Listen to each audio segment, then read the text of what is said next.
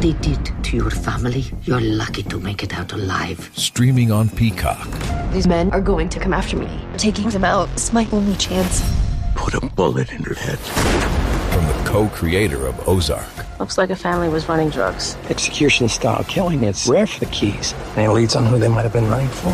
The cartel killed my family. I'm gonna kill them. All of them. MIA. Streaming now. Only on Peacock. This episode is brought to you by Redfin. You're listening to a podcast, which means you're probably multitasking. Maybe even scrolling home listings on Redfin. Saving homes without expecting to get them.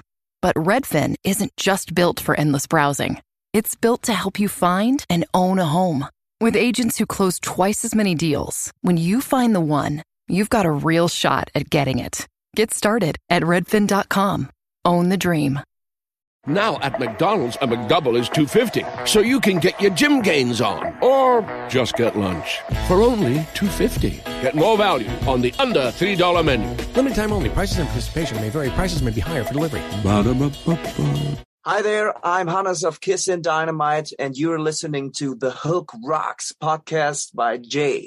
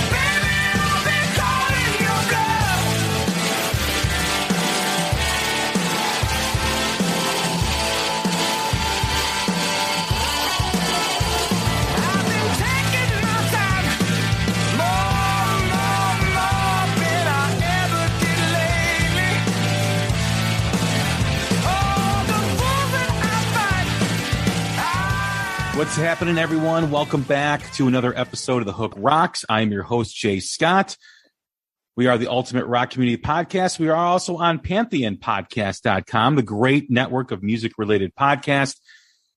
Something for everyone's musical taste. We have everything from an almost famous podcast, I want to say, to rock and roll archaeology, to the ones I've had or the hosts that I've had on the show, Mistress Carrie out in Boston, Martin Popoff, the rock historian, Tom and Zeus, the #1 rated Kiss podcast over there, Shout Out Loudcast. We've got Baco from Cobras and Fire and the Hangin' and Bangin' podcast, which I just had Ron and Esty, and I've had Carmen Apiece before, as well as their brother, Vinny Appice. Or his brother, I should say, Vinny Appice. So there's something for everyone to check out. So please give them a visit at PantheonPodcast.com and follow them on social media, on Twitter at Pantheon Pods, as well as Facebook. You can follow The Hook Rocks wherever you do podcasts on every platform, whether it's Amazon, Google, Spotify, or Apple. We are there and available for you to listen. All the old and the new episodes. Don't forget to set your app to automatic download, so you get all the latest Hook Rocks podcasts right to your phone whenever they are released. And follow us on Twitter at The Hook Rocks, and as well as Facebook at The Hook Rocks. Please enjoy some of our recent episodes. We did our great album review celebration of 2021, where we did almost 6 hours of discussion. We did a top 30, but we also had contributions. So we discussed about 160 albums that were released in 2021, everyone from legacy artists to emerging bands to regional unknown bands that have released material. Check it out. There's a part 1 and a part 2. For all you music geeks out there, you can kind of just sit back and listen to all the new music that we talk about that's released in 2021. We've also had some really good new music spotlights. We welcome back The Warning, to the show to talk about their tour postponement. All new dates have been re-released and rescheduled. They're all available, so go check them out in a town near you. We also had the Georgia Thunderbolts on. TJ Lyle, the lead singer. Great episode. As well as we just had Christian Neagle on to talk about the live concert revenue in 2021 and also the evolution of live streaming and where all that's headed. We also did a great new music spotlight 2 last week with Scarlet Rebels. They just released a new album, See Through Blue. Great UK band. And we had the pleasure of talking about AC/DC and their tone, their style of guitar, and how they maintain that particular sound. We welcome Mike from Mike's Guitar Shop in Hermosa Beach. Great luthier, great custom guitar builder. So check out that episode. And we've got another great episode for you. It's the third time members of this band have been on the show. And it's a pleasure to have them. They are the backbone of this great emerging band from Long Beach, California. I'd like to welcome in Robert Sodaro and Greg Braccio. What's going on, man? How are you? Good. How are you? How's it going? Hey. Glad to have you guys on, man. You know, as we talked prior to recording this, I had the pleasure of seeing you in Braidwood with Of Limbo and then also at the Forge outside of Chicago early on. In fact, that was my first concert I went to. I think it was the first concert I went to since everything was shut down. The last concert I had attended was Big Wreck in the city of Chicago. And it was just great to see live performance. Great to see you guys because I'd never seen you guys live before. Awesome. Yeah. That was last June, wasn't it? Yeah. Yeah. That was like, we were just getting back out there. It was still a weird sort of test the water situation, but we were out with Dirty Honey and it was a great time. Yeah. That was a great tour for you guys too. That was a great lineup to have 2 new bands that are emerging and both from California, both from Southern California as well. Yeah. I didn't get a chance to see that, Bill. I know you guys are playing, I think, in Fort Wayne the next night, but because it was a school night, I couldn't make it out there. It's understandable. Some of those weekdays are hard to get through, I guess. Yeah, no, it's but it was, you guys were great. You did a lot of stuff that was new material. We'll get into talking about all that. But as we always do, every time we have a first-time guest on the show, we always ask them what basically this podcast is all about. What hooked you on rock and roll? Just like every great rock song has a hook that pulls you in. Every rock fan has a moment, whether it's a song, an album, a performance, or a band that hooked them. What was it for you guys? Like individually or collectively? Just what was the first thing that hooked you on rock music? Oh man. I know for me, I would say, I mean, just cause it's what I grew up with, but, one of the Guitar Hero games. And I didn't really, I at least like my parents showed me some stuff, but like for the most part those games exposed so many groups and songs that I was completely unaware of. And it was honestly playing that made me like, well, why am I doing this? I'd rather do the real thing. Trying to think of some of the ones on that game. I know there was, I mean, especially for me and bass, there was, they had Bulls on Parade by Rage Against the Machine. That was introduced to like Muse, Chili Peppers. What else? There's so many good ones on that game. I know there's way more. Honestly, the whole catalog of that game was just, it very much so threw me into that genre, and it was an instant connection, I guess. What about you, I would Rob? probably say the same kind of thing, especially Rock Band, because that exposed me to playing like the drum set thing that they had on there. And I was like, oh, this is not that hard. And then you could kind of transfer that to drums. And yeah, I would almost say maybe the same kind of bands. Like I was really into Muse. I saw them live once, like later, and that was kind of, that really solidified, like, okay, I kind of really want to do this. Like this seems really, really cool because they perform super well live. and then like Chili Peppers and the Police and Led Zeppelin and crap. There was Rock Band and there was also Guitar Hero too, right? Those are two different things. Yeah, they were. Okay. All right. Because in talking with the Warning the first time they came on, they said the same similar thing. It was either Guitar Hero or Rock Band that, that was exposed them to rock music. That's really cool. I mean, I would never have thought that would be the kind of the catalyst for a lot of young musicians who are emerging now, but it makes total sense because that was right when you guys were young, and it kind of merges that interest in video game and then also music. So yeah, it makes great sense. Yeah, absolutely. I mean, otherwise I don't really see too much, I guess, exposure of that kind of music, some of those previous and more recent decades of music. And I think that was a neat way of sort of bridging that gap with the younger generations. Yeah. As far as bass playing, what was it for you? What was some of the first influences of bass, or what made you want to pick up a bass? Was it Rock Band, or was there something else?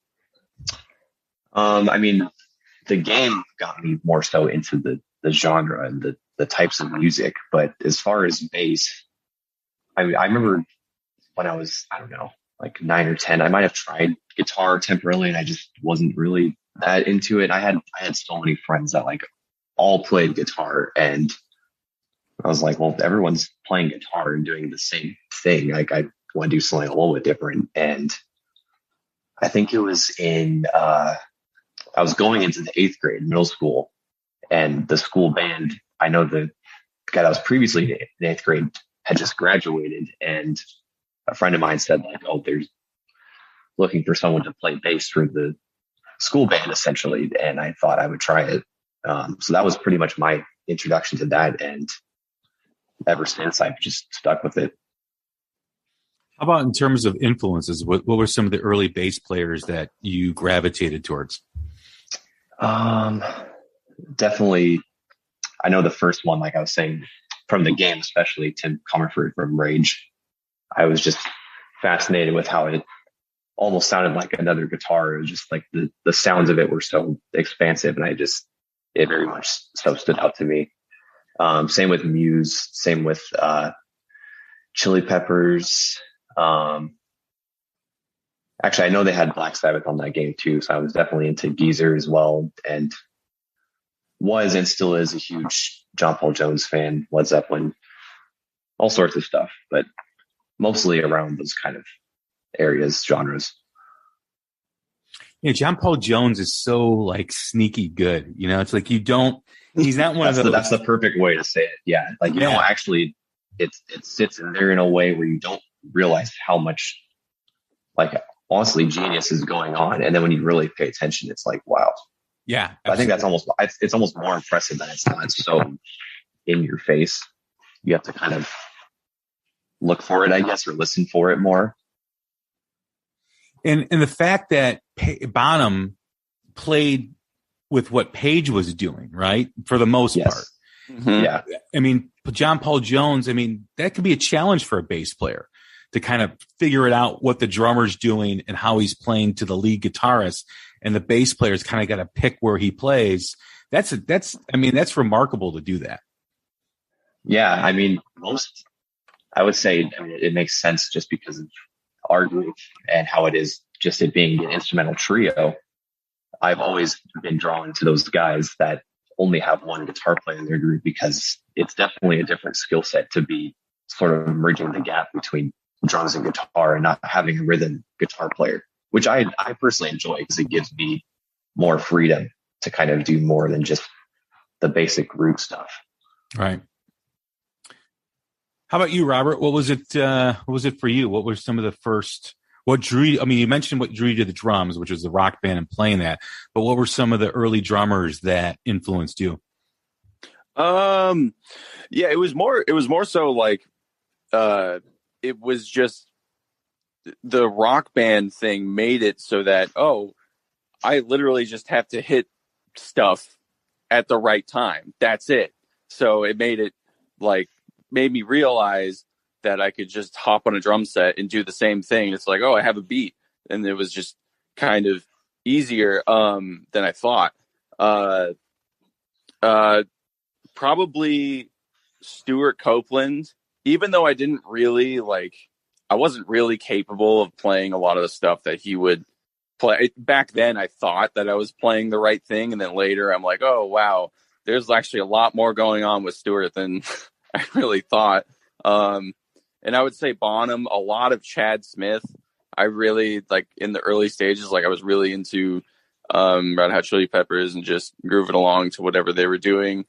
I watched a lot of YouTube videos, which really helped me understand how people were doing, like, certain grooves or certain techniques and fills. Like, I would watch a lot of Buddy Rich. There's no way I would be able to play like him back then, but it was just crazy how someone could do so much with such a simple setup. And like, you don't hear anyone do that still today. Like, it's crazy how much he accomplished. And as you guys, moved forward, when did it become something that you wanted to do? When did you guys want to get up on stage and be in a band? Funny thing about that, I mean, I guess I technically started doing that almost immediately when I was playing in school, even if it was just to, like, the school audience. I don't know how I think about that, but that was kind of just like, I wasn't thinking about that in the same way as later on. I never really, to be honest, thought I would necessarily be in a group. I wasn't super adamant to do that and be on stage. It was more so that I just loved playing music on my own, whether it was a hobby or whatever else. But I mean, I was still in college and whatnot when I got hooked up with these guys, and in a way just kind of threw myself into it with no real prior experience. And from that point on, it was just almost more of, I would say, like an instinctual thing. Like, it just, there wasn't really too much premeditated thought about it. It was just like, well, I'm trying this and I enjoy it and it feels right, so I'm just going to do that. I would say that I was performing in front of people a lot with, like, because I played violin first and I played in band. We had, like, band performances all the time, but no one really wants to go there and listen to classical music. Like, no one our age really wants to come and listen too much to that. And then I started playing drums, and I realized how applicable drums were to, like, everything. So once I started playing, I realized that more people would be interested in it. So it was just more so like, well, this might be interesting if more people are interested in it. If they're more into what I'm doing now, then maybe I could focus on this a little more. And it was just playing in, like, friends' bands and stuff. And yeah, it just kept going up from there. As far as the band Joyous Wolf, I've always said that it seems like there's a collective of influences in the band. I mean, there's some subtleties with, some things that are very intricate, but then there's also kind of got that grungy blues feel to it, which I think is really kind of unique with where a lot of bands are coming from. And, as you guys move forward, I'm looking at the Place and Time EP right in front of me as we talk. Great EP. You guys released the single Odyssey, another great song as well. And then also Fearless. As far as new music goes for you guys, what can fans expect for what's coming up in the new year? I mean, definitely with COVID and whatnot, there's been a lot of sort of back and forth, kind of dipping our feet in as far as the industry goes. I mean, obviously tours are getting postponed and rescheduled, as you mentioned, with the warning. I would say just definitely not a concrete answer, but I know we're looking at the spring or summer as far as an album release. Could be later than that. It just depends how things go. But the goal is to have the album released this year and probably another single or two to come before that as well. When you guys think about the last couple of years for a new band, I imagine it's a lot of stops and restarts, which can be frustrating. There's probably been a lot of highs and an equal amount of lows, because it's just hard to navigate through these situations, whether it's the whole country, whether it's state by state. Mm-hmm. You mentioned, as I did, tours being postponed, like The Warning. I was supposed to go with my son to see Mammoth and Dirty Honey a couple weeks ago. Oh, yeah. That got postponed too as well. And for a young band, how do you guys deal with just the twists and turns of what's happening right now with live music, with the world, and all that goes into it?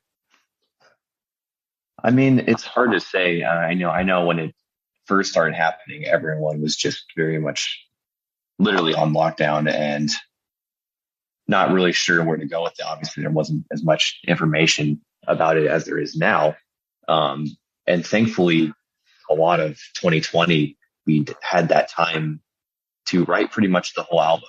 And I would say, I mean, as terrible as it is and how much it's impacted the entire world globally, it's one of those things where, regardless of what it is, if there's a bad situation thrown at you, you have to either let it consume you or accept that it's there and do what you can given the situation. And the way we view that is like, well, we'll never have this kind of complete free time ever again in our lives, I would think.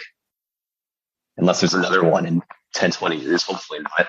But at least that's how I know we viewed it, is like we'll never have this kind of complete free time like this again. And we really tried to make the best of the situation, use that time as efficiently as we could. And it led us to writing an entire album, which it's hard to say. It's weird because like, I think like if that didn't happen, I don't even know if we would necessarily have this album. Like, yes, it might have been better. We would have still been touring consistently or this and that. But at the same time, I also think like, well, given the situation, we were able to do this, and I know we're very happy with it, and it might not have been that way otherwise. So I would just say, as far as how it's been, how it currently is and may continue to be, it's just whether you're a newer band or not, you have to adapt to the situation that you're in and make the most of it. As far as creativity goes, I talked to a lot of artists on this show. Some of them have difficulty being creative when they're not living their life like they normally do. They need that life experience to be inspired. And then there's the other side that had no issues, had no problem. Did you guys experience any challenges with your creative process? I would say so. I mean, as much as it was nice, there was free time. Obviously, there was just the reality of the situation of like, there's at least at that point in time, it was like, well, who knows how and when things are going to return. There were definitely slumps during that period where it was just like, what are we even doing? Like, is there any sort of like foreseeable future in any of this? But I mean, again, yeah, some people might prefer to, or they might be more inspired when they're living that kind of life, like you said. I think both of them are applicable, and both of them can bring different things, different types of creativity.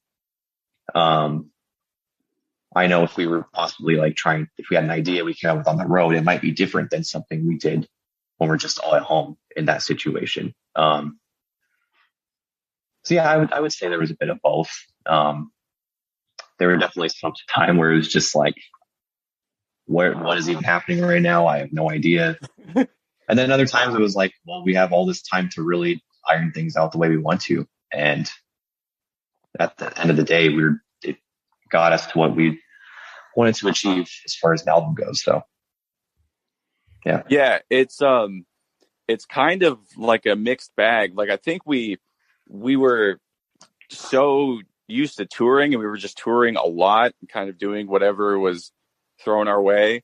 That energy ended up being put into our music when we had the time to write during the lockdown. And then once that sort of energy run out, and we were just like, well, what's happening? What are we kind of doing? Like, that would happen every once in a while, but it's pretty great to have that allotted amount of time to really hone in on what sort of like songs you want to write and what sound you want. So it was frustrating sometimes, but I'm also thankful for it. It's interesting. Yeah, not only that, but I mean, it's also very common, whether it's music or writing or whatever kind of art. I think it's very normal to have just periods of writer's block, if you want to call it that. And yeah, I think that's already part of sort of the ebb and flow of doing something creative. You have to be prepared for times where you're not going to feel like you can do anything, honestly. And then there are times where you feel like you can do anything as far as being creative. So I think just it also forced us to accept that as well, and just know that even at times where it felt like very uninspired or we weren't motivated, that those times were going to come back and we were able to do what we needed to do through that. You guys had a lot of momentum and a lot of great things happening. You did the tour with Buck Cherry. You did the tour with Deep Purple. Those were, I think you did some festivals as well. Yeah. And, even last year, touring with Dirty Honey or playing that one festival in Oklahoma that had all these great emerging bands, Dirty Honey, Mammoth, Plush. Yeah. That was just, a great thing to do as well. A great thing to have. How do you, when you have those high points, like I just mentioned, and I'm sure there's more, the last two singles you guys have released, Odyssey and Fearless, are just extraordinary. They're incredible songs. Thank you. But when you do have those low points where you're, the unknown is more prevalent than the known, do you guys kind of turn to that bubble of music and bubble of creativity to kind of help you cope with that and kind of get out of that? I would say so for myself. Like, music has always sort of been like a therapy thing for me. So when I'm feeling kind of down sometimes, like, it can really bring me out of whatever funk I'm in. As far as discovering you guys, I read this article back in 2018 by Matt Wake, who writes for AL.com. He also does stuff with Spin and Rolling Stone and Billboard. And he wrote this article called New Bands Other Than Greta Van Fleet That You Should Know About. And you guys were one of those bands. I think there was 10 to 15 bands or something. But whenever I revisit that list and I see the quality of talent and the quality of great music, whether it's Joyous Wolf, Dirty Honey was included in that. I think True Villains was out of Nashville, and the Struts, of course, and some of these other great rock bands. It's amazing how every one of these bands that has emerged over the last few years is really becoming the leaders in new rock, because there's so much new music that's out there. When you look back at when you look at your peers and you look at some of the other stuff that's happening along with Joyous Wolf, are you guys in that moment right now where you're like, besides all the challenges that you guys have all faced, all bands have faced over the last couple of years, it's got to be pretty exciting too to be thought of as one of the faces of new rock? Absolutely, yeah. And I think the greatest part about it is just that it's sort of a collective idea. And I mean, even if you take the genre out of it, I don't even know what they called it in that article necessarily, but genre aside, it's just cool to see that there's this sort of group of bands that are collectively kind of championing this, whatever you want to call it. And the thing I think the thing I appreciated about it is that it's, I don't know, a lot of music has just become very, I would almost say like sterilized in a way. And I think if there's anything in common with a lot of those groups that you mentioned is just that it's just bringing something that's very real and very much so based on the players in the groups and their musical ability. And it's just, that's something I appreciate, and that's something we strive for as well. Yeah, because, each band is creating their own path. And I like the fact that a lot of the bands that were in that article, and a lot of new bands in general, but also there seems to be a sense of community with a lot of you guys that are out there touring together, doing festivals together, really knowing each other. And that's got to be kind of a cool thing, it is a cool thing, because, anytime you guys can pick up the phone or text each other or whatever and say, hey, let's go out on the road and do this, or let's try to get this done. Or, there seems to be more of a support for each other than maybe there was with periods of music in the past. Absolutely. Yeah. And the thing that's so great about that is just, it seems like most of these groups, us and others, kind of started emerging, 2017, 16, 18, roughly. And, being on a lot of these like festivals and whatnot, it's like, it seems like it's usually, a lot of them are like primarily metal. And then it always felt like there was like us and a couple other groups that weren't necessarily in the same genre, or just kind of stuck out a little bit more, I guess. And and the other thing too is, as far as this genre, like, I know us and others have primarily been, as far as touring goes and whatnot, been opening for groups that have already been established for one or several decades. Examples being, like we talked about, like Buckcherry's been around, and then Deep Purple's obviously been around for a very long time. And as amazing as it was to open for a group like that, that's just legendary. I know I would say the most fun I've had touring was with Dirty Honey. That's because that was the first time I was like, oh wow, there's actually like a sense of like community, or like we're really like doing this together and like enjoying it together. And it was a great fit and a great time. Yeah, I could, to add on to what Greg's saying, just the feeling of camaraderie with another like band that's like up and coming, that's like really good. It's like Dirty Honey's amazing. It was an amazing feeling to be able to play with them. Like, I cannot understate that. Like, it was just great to see like them play and just play with a band that's like also up and coming and doing the same sort of like instrumental rock or whatever you want to call it. Yeah, I don't know. Yeah, I get that.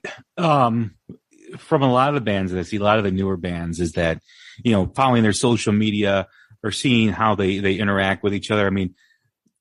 It does feel like there's a supportive effort for everybody to be part of it and to help each other, and also see when one of those bands are doing it. Maybe they're successful at something that maybe you guys need to work on, and how are they doing that? And I really like that, because, a few years ago we talked about how rock and roll wasn't relevant as much as it was. And there was this ongoing conversation about, new music and does it concern bands, about that issue. And I remember your Blake, who was on a couple of years ago, said, whatever is good will be found. And that's such an important statement, because it's so true, in that things that are developing and things that are evolving, like the new rock scene, it's very good. It's incredible. And it's only going to take a matter of time before it took off. Well, that was what you said then. And it is starting to take off. I do feel like there's, even though 2020 and 2020 was worse. 2021 ended on a bad note. Who knows what 2022 will be? But there does seem to be a sense of it's slowly rising and it's slowly building, you know, and yeah, you always talk about what rises fast, falls fast. And if you've got it, you know, build it slow and sturdy, it'll last a lot longer. Yeah. And in a way, it kind of reminds me of a lot of how the, like Seattle scene was viewed of just, I mean, I think a lot of those groups never even want to like refer themselves as grunge necessarily. But the thing that was so neat about it is it was like one of them started to gain traction, and from that another one came, and then another one, and it sort of built this collective scene, which ended up sort of bringing about this new genre of music. But from what I know of those groups, there was a very like consistent like collective community amongst them, which I thought was really neat.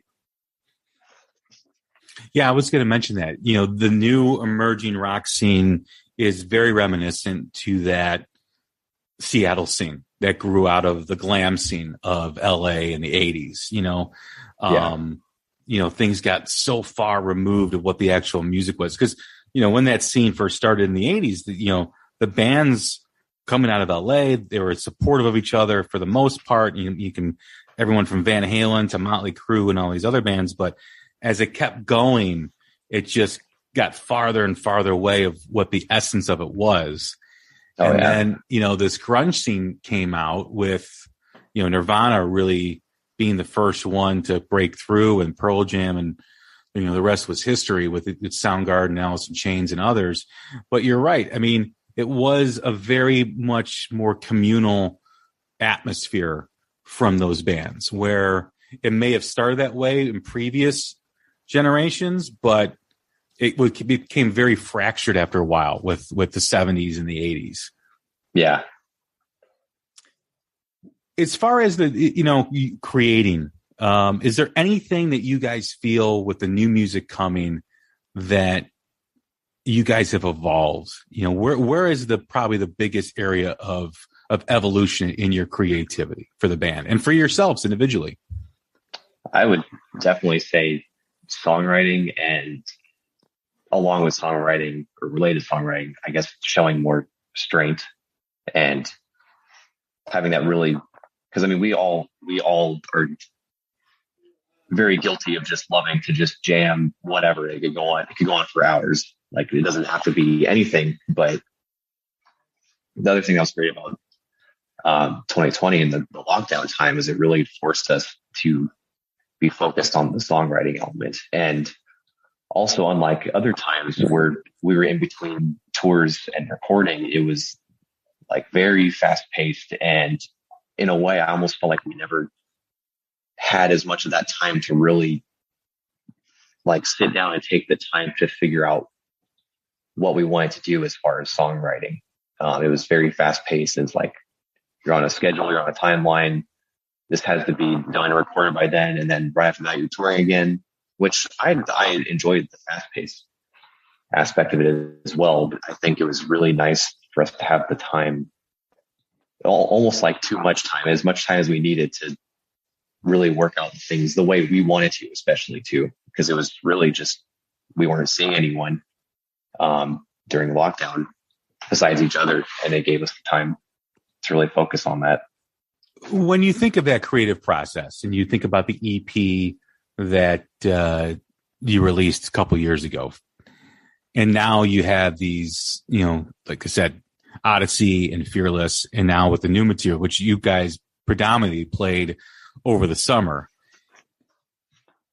does it give you, or I should ask it, the way I should ask it is, do you guys, you know, believe with your music that you have found your sound as a band, or do you believe it's still evolving? That's hard. I would say yes and no. I'm very much the type of person that like it's a good and bad thing, but I'm almost painfully like never satisfied with what we're doing. which when I stop and think about it, I'm very happy with what we did. And I think it's an evolution in our sound. Part of me wonders, like, is this really like what we would be known for, or will we continue to evolve and almost just further like mature whatever it is we're doing? So I don't know. It's a little bit of both. I definitely think we've come a lot more into our own from the EP to now. But I'm definitely already starting to think about the next thing, I guess I would say. Yeah, it's interesting to talk about, because when you're in the creative process, you're like in that like sort of vehicle state where you're like trying to catch this sort of moving target thing. And then likewise with Greg, like I'm also not like, I'm very critical of myself and like our own music. And like when I'm in the state of like being creative, like it can be kind of exhausting sometimes of how much you want it to sound like a certain way. And then when you look back on it, it's kind of a different sort of state of mind where you're like, okay, yeah, this is cool. But I feel like it's always a moving target. Like you always have to be inspired to reach on to the next thing and never like really kind of keep trying to do the same thing. Like you can have like some sort of style, but being able to like stretch and work that style out in different ways, if that makes sense. What do you guys do to do that? I mean, you know, obviously you're fans of particular style of music or bands or whatever. Do you guys force yourselves to listen to other things or be open to other things to help that evolution? I mean, I definitely like to do that just individually anyways. Regardless, even if it's something I don't like, I always just like to listen to new things just for the sake of anything not becoming too routine or repetitive. I don't know if we necessarily intentionally do that. Like, oh, we need to sit down and like listen to new things to broaden our horizons. The thing that I've always enjoyed about this group is that's when I joined, I know when the guys started this, I don't really know if there was too much of like, let's sit down and like, what do we want to sound like? What do we want to do? It was really just, it all came very naturally and just started playing together, and whatever came about. And in a lot of ways, it's still that way. I mean, we definitely have a more collective idea just since we've been playing more and more over time. But, yeah, I don't know. A lot of it's still, I think we're very present with what we're doing, and it seems more instinctual that like whatever I'm listening to on my own is going to come out in what we're currently doing, regardless if I thought about that like premeditatively or not, which is a cool thing. Yeah. I would also say like, I don't necessarily like go out and try and listen to like different things consciously. Like I'm trying to like synthetically make myself like broader as a musician. If I hear some things that aren't really, I don't listen to just rock and roll. It's just, I listen to all music.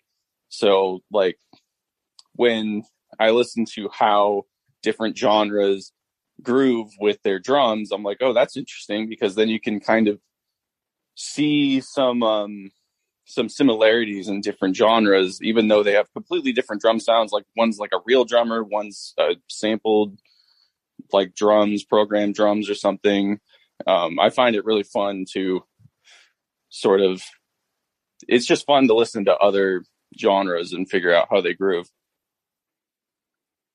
When I look at your music and, you know, some of the songs that come to mind on, you know, Face in Time, or, you know, Feel the Low, which is a fantastic song, Undesired, Mother Rebel, Into, Odyssey, and Fearless, you do hear that definitive growth in the music, and I like it. I mean, like I said, the last two songs have been great. The whole EP was been fantastic, but when you talk about incorporating, that organic sound, like you said, Greg, about how when you jammed, the sound came naturally. It wasn't trying to sound like a band or something else. You hear that, you really do. And as I talked in the first part of the interview about that collective influence of different styles of rock, very few newer bands have that in their sound, because your sound is very textured, it's very layered. You hear elements of punk, you hear elements of grunge, classic rock, alternative. It's a lot of fun to listen to. Oh, thanks. Thank you. Moving forward, is there a single or a time frame where you could say what people can expect to hear or see new music from you guys? Nothing too concrete. I would say that I'm probably the most realistic thing I could say is by summer to be expecting something. Maybe sooner, maybe later, but that's ballpark for now. Okay. And then hitting the road with anybody, or can that be you talked about, or still working on that stuff too as well? That's also very much so in the works, but it's looking like we'll be announcing something pretty soon. Awesome. Well, Greg, Robert, thanks for doing this. Again, big fan of Joyous Wolf. Continued success, and hopefully this year is a big year for you guys. Thank you very much for having us. Thanks, man. Thank you for having us. Everyone, that is Greg and Robert, the bass and drummer from the band Joyous Wolf. I'm Jay Scott. This is The Hook Rocks, the Ultimate Rock Community Podcast. Stay safe, stay healthy, and we will talk again soon. Thanks.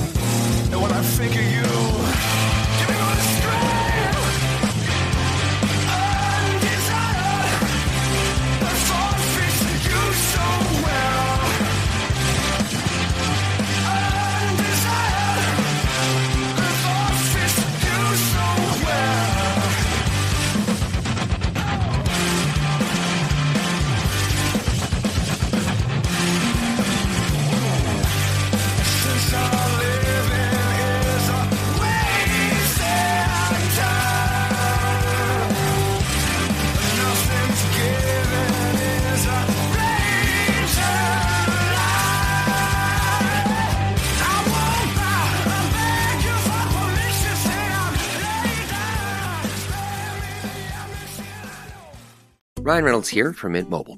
I don't know if you knew this, but anyone can get the same premium wireless for $15 a month plan that I've been enjoying. It's not just for celebrities. So do like I did and have one of your assistants switch you to Mint Mobile today. I'm told it's super easy to do at mintmobile.com/switch. Upfront payment of $45 for 3-month plan, equivalent to $15 per month required. Intro rate first 3 months only, then full price plan options available. Taxes and fees extra. See full terms at mintmobile.com.